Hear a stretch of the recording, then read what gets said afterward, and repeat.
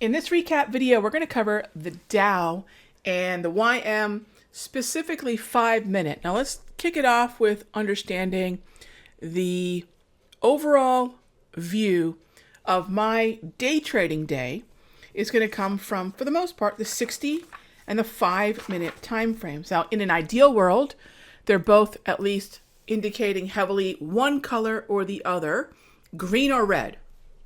And the more green they are, the more likely I'm going to have the propulsion dots plotting, and the more red they are, again, the more I'm going to have the propulsion dots plotting. So obviously we were inheriting the post-cone resignation mood.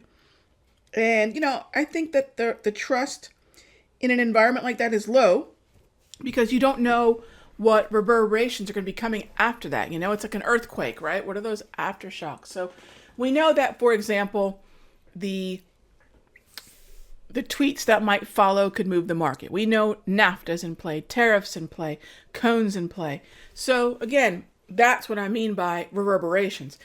Ultimately, though, the way in which the 60 was moving was choppy at best. So I have two choices. I can do nothing, or I can ask the 5 if there was any clarity. So if you take a look at the 5-minute chart earlier in the day, in fact, even the market that we inherited from 6, 7, 8 a.m. was increasingly green. Not dominant, but you could see it was definitely increasingly green. By the time we get through the clearing, 9:30 to 10, by now we're starting to count dots, right? 1, 2, 3, 4, 5 dots right there. And we can start to look at potential pullback buys.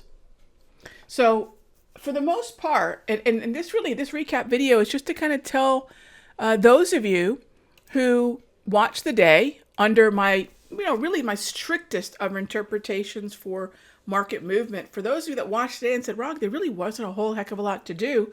I agree.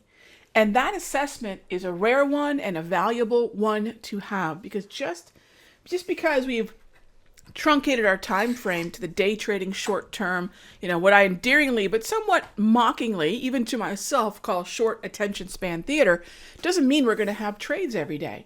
Now, some traders might have put trades on, but again, if I'm looking at the market from the standpoint of being the most conservative version of itself, 5 dots and consistent green is really the challenge, I think, that was posed throughout the day. You might say, Rog, 1, 2, 3, 4, 5.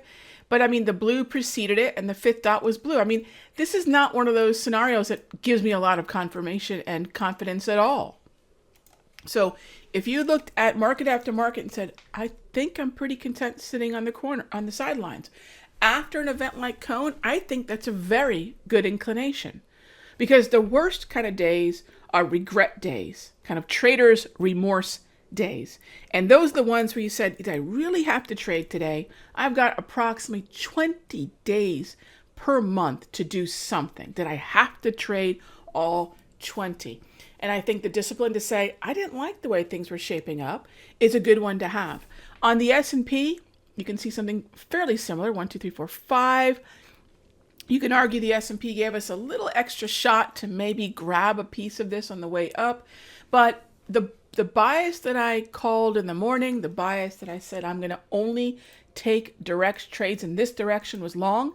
And for the most part, I think if something had cleared up, if there was a trade to be had, it was on the long side. So I'm very grateful to the process by which I'm able to look at a 5 and look at a 60 and say, it's long or nothing. Now, for those of you playing the tick charts, saying, all right, what about these very, very, very short-term time frames? Is there a barometer for them? Yes, it's the 1 minute. So let's say the 5 is out in Never Never Land and the 60 is too, and you're not getting a lot of clarity, and you're a trader who likes to look at, say, a 1 minute or 610, 233, 144. So you like some of these tick charts. What I would say, again, a filter's design is to do what? Prevent things from getting in. This case, prevent a trade from getting in. If the 1 minute doesn't have clarity by way of a single color candle and preferably the 5 dots, right? 2 criteria there, 1 check mark for that, right? You see how we're just kind of building wise. If you don't have that, I would forego the tick charts. Now, what if you're a momentum player? I'll talk about that in the premium video. See you in the next update.